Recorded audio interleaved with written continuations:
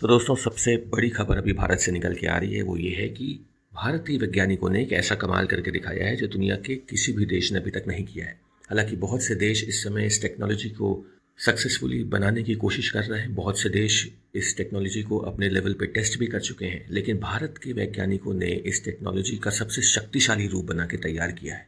तो दोस्तों, हम यहाँ पे बात कर रहे हैं फ्यूजन टेक्नोलॉजी के बारे में। धरती पे ही सूरज के एक प्रतिरूप को बनाने का जो प्रयास है, उसे फ्यूजन रिएक्टर कहा जा रहा है, क्योंकि हमारे जो न्यूक्लियर रिएक्टर होते हैं जिनसे हम बिजली पैदा करते हैं, वो फिजन रिएक्शन पे काम करते हैं। यानी एक न्यूक्लियर बम में जो रिएक्शन होता है जिसे फिजन रिएक्शन कहते हैं, जिसमें भारी एटम को तोड़ के उसके न्यूक्लियस को तोड़ा जाता है और हल्के एटम्स में बदल दिया जाता है।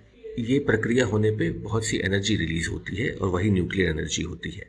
फ्यूजन रिएक्शन इससे अलग होता है। ये वो रिएक्शन है जो हाइड्रोजन बॉम्ब में देखने को मिलता है। ये वो रिएक्शन है जिससे पूरे ब्रह्मांड के सभी सितारे धधकते रहते हैं, जलते रहते हैं, हमें ऊर्जा देते रहते हैं। फ्यूजन रिएक्शन में दो हल्के धातुओं को मिला के, दो हल्के एटम्स को मिला के भारी एटम बनाया जाता है, जैसे दो हाइड्रोजन के एटम्स को फ्यूज करके एक हीलियम का एटम बनाना। फ्यूजन रिएक्शन में जो एनर्जी निकलती है वो बहुत ज़्यादा होती है। हाइड्रोजन बॉम्ब एक न्यूक्लियर बॉम्ब के मुकाबले 1000 गुना तक ज़्यादा शक्तिशाली होता है। इसी तरह फ्यूजन रिएक्शन में जो एनर्जी निकलती है फिजन रिएक्शन के मुकाबले बहुत ज़्यादा होती है और साफ होती है। फ्यूजन रिएक्शन में किसी भी तरह का पोल्यूशन नहीं होता। फ्यूजन रिएक्शन से किसी भी तरह का वेस्ट जनरेट नहीं होता।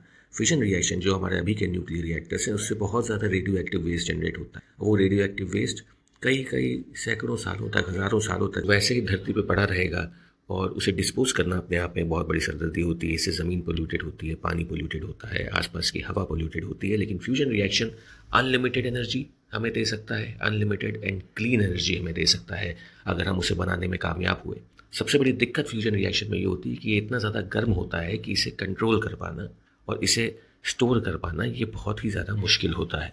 इसी का प्रयास दुनिया के ज़्यादातर देश कर रहे हैं। China, Korea, America, Russia, UK, इन सब ने प्रयास किया है और सभी ने अपने अपने मॉडल्स को टेस्ट किया है और सभी ने जो अपने मॉडल बनाए हैं, जो अपना रिएक्टर बनाया है, उसका टेम्परेचर 100 मिलियन डिग्री सेल्सियस के आसपास रहा है। सिर्फ एक यूके का जो जो फ्यूजन रिएक्टर है उसने 150 मिलियन डिग्रीज सेल्सियस का टेम्परेचर गेन किया था। लेकिन खास बात जो है वो ये है कि इंडियन साइंटिस्ट ने, हमने जो अपना वर्जन बनाया है फ्यूजन रिएक्टर का, जिसे हम टोकामेक फ्यूजन रिएक्टर कहते हैं, super conductor tokamak fusion reactor, उसने 200 मिलियन डिग्री सेल्सियस का टेम्परेचर अटेन किया है। यानी सूरज के कोर से 20 गुना ज़्यादा गर्म टेम्परेचर हमने अपने रिएक्टर में बनाया है। Tokamak superconductor fusion reactor Bharat और भारत के वैज्ञानिकों की एक बहुत बड़ी उपलब्धता है। दुनिया का कोई भी देश इतना ज़्यादा गर्म टेम्परेचर क्रिएट और सस्टेन नहीं कर पाया है।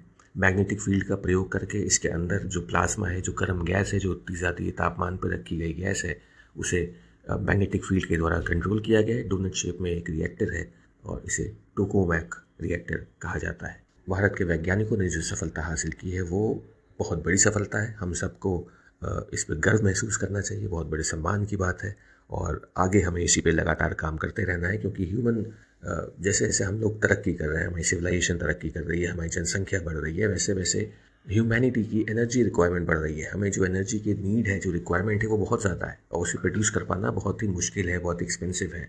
इसीलिए दुनिया के सभी देश फ्यूजन रिएक्टर बनाना चाहते हैं। अगर हम फ्यूजन रिएक्टर बना पाते हैं तो हम अपने देश की और इनफैक्ट दुनिया भर की एनर्जी रिक्वायरमेंट्स को सभी देश अगर मिलकर बनाएं, अपने अपनी जगहों पे फ्यूजन रिएक्टर्स इंस्टॉल करें, तो पूरे दुनिया की जो एनर्जी प्रॉब्लम है वो रिजॉल्व हो सकती है। इंडिया के कॉन्टेक्स्ट में देखें तो लगातार इंडिया ग्रो कर रहा है, हमारी पॉपुलेशन बढ़ रही है, लोगों की इनकम लेवल बढ़ रही है, इससे लोगों का इलेक्ट्रिसिटी कंजम्पशन भी बढ़ रहा है, हमारी एनर्जी रिक्वायरमेंट्स बढ़ रही हैं। तो हमें बहुत सारा क्रूड इम्पोर्ट करना पड़ता है, इतने सारे पावर प्लांट लगाने पड़ते हैं, इतना कोल जलाना पड़ता है, पोल्यूशन फैलता है, एटमॉस्फेयर गंदा होता है, खर्चा होता है।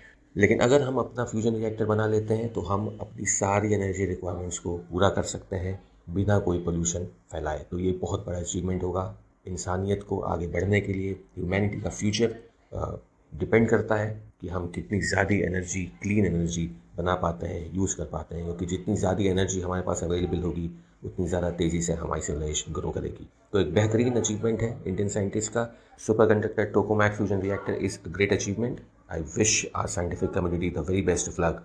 और देखते हैं आने वाले समय में क्या होता है, हम अपना फ्यूजन रिएक्टर बना पाते हैं क्या, इसमें अपडेट्स आते हैं। I keep on updating you. Thank you very much for watching. I see you on the next video.